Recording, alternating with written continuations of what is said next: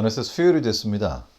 오늘도 역시 어제에 이어서 예수님께서 이 세상에서 하신 일들이 어떻게 구약 성경에 성취가 되는지 그 실제적인 예들을 하나씩 살펴보는 내용으로 오늘 교과가 구성이 되어 있습니다. 오늘도 역시 한 절 한 절 살펴보면서 우리 주님께서 사신 그 생애가 얼마나 놀랍게 구약의 예언들을 성취했는지를 같이 살펴보겠습니다.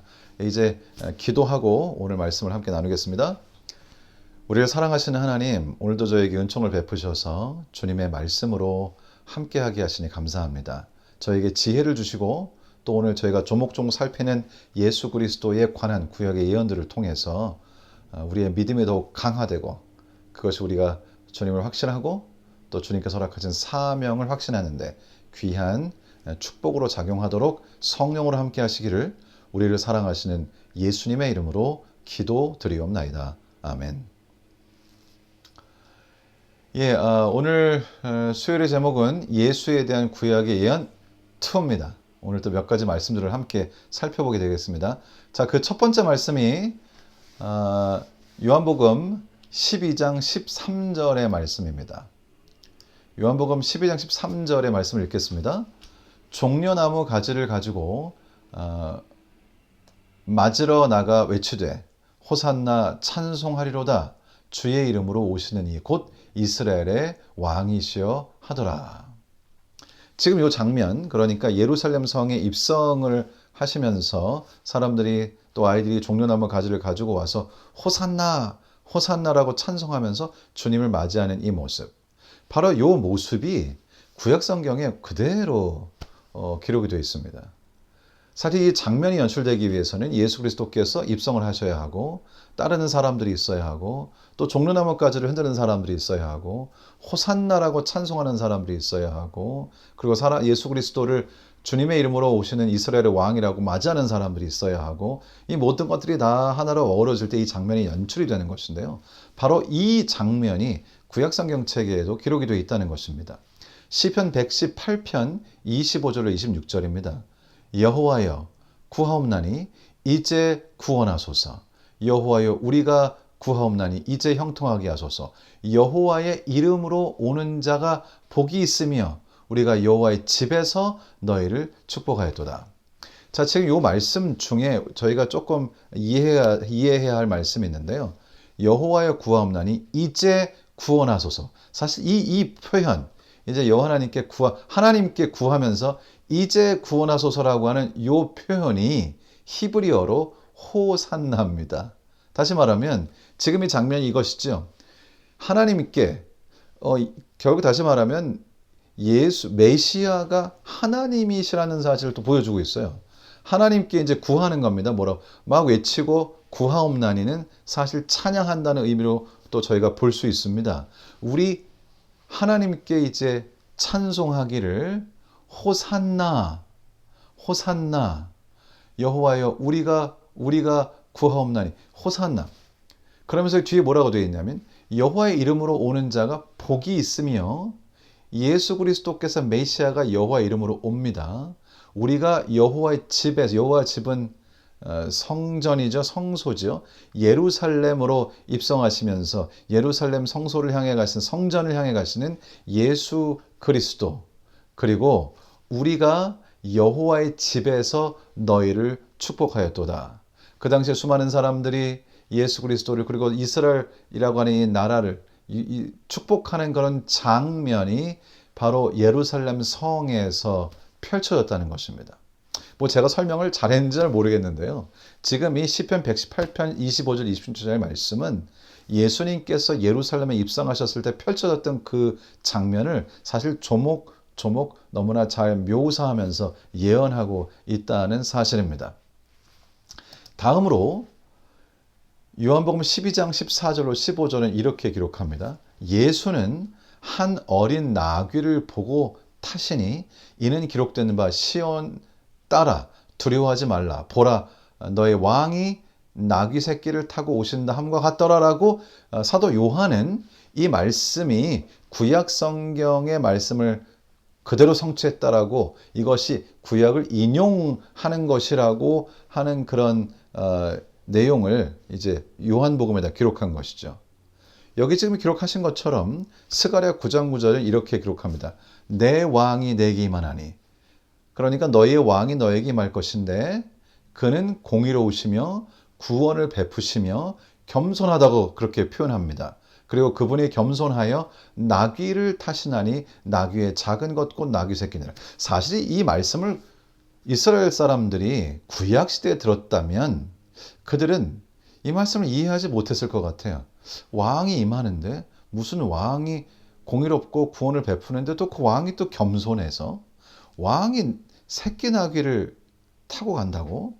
이게 도대체 무슨 얘기지? 라고 많은 사람들이 의문을 품었을 텐데 예수 그리스도께서 세상에 오셔서 예루살렘에 입성하시면서 새끼 나귀를 타고 입성하시는 그 예수 그리스도의 그 모습을 통해 사람들은 그 말씀이 이 말씀이었구나. 아마 그 어떤 마음속에 약간의 좀 짜릿함도 있었을 것 같아요. 그들이 장차 오실 메시아에 관한 예언으로 이해하고 있던 그 말씀, 이해는 한다고 말하지만 사실상 이해를 못하고 있던 그 말씀이 예수 그리스도께서 하신 행동을 통해서 완전히 이해하는 굉장한 희열을 느꼈을 것입니다.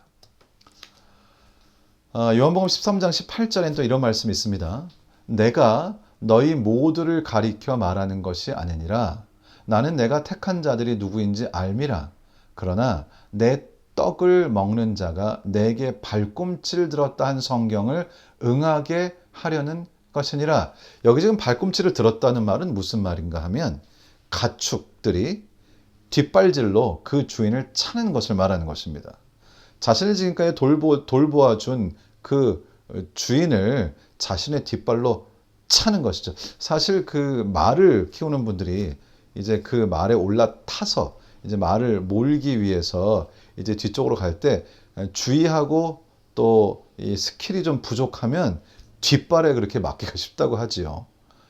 여기 지금 이 말씀은 마치 가축이 그 주인을 뒷발로 쳐서 치명상을 입히는 것처럼 그 예수님께서 제자로 두었던 사람 중에 한 사람이 결국 자신을 배신할 것을 이렇게 구약 성경에서 묘사한다라고 하는 것을 요한이 기록한 것입니다.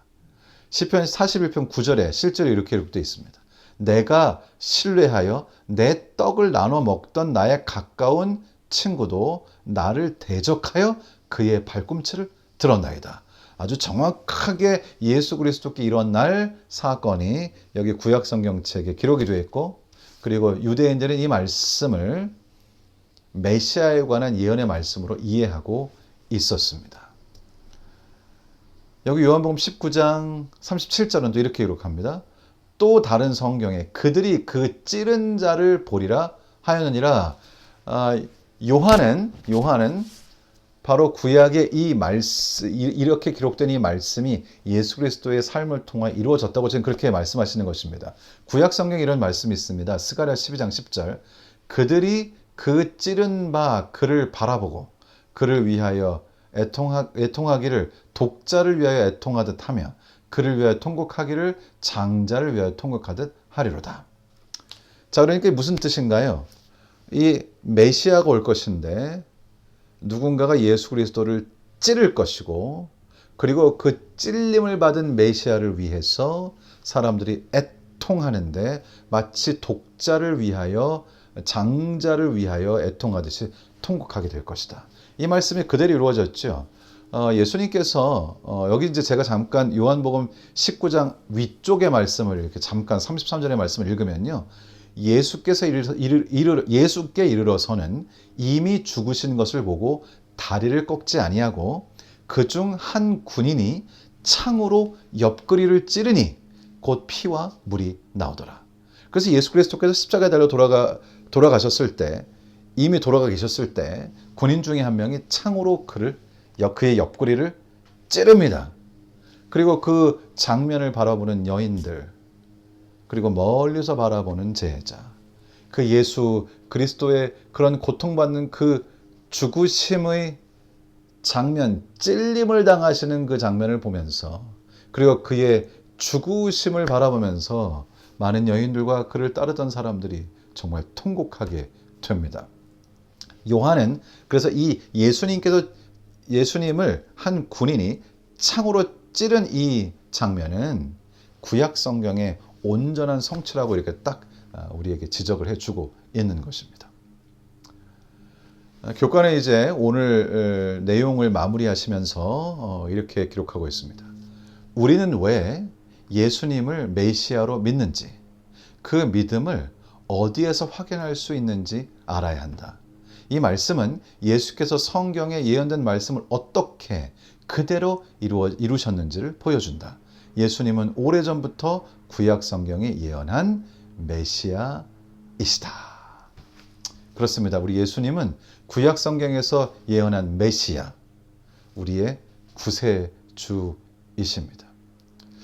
우리가 믿는 예수 그리스도, 우리가 예수님을 믿는다고 하는 것은 단순히 근거 없이 맹신하는 것이 아닙니다. 수많은 구약의 예언들, 정말 놀라운 확률, 있을 수도 없을 만큼의 확률로 구약의 예언들이 예수 그리스도의 삶을 통해 성취되었고 그분이 말씀하신 대로 3일 만에 부활하셨습니다.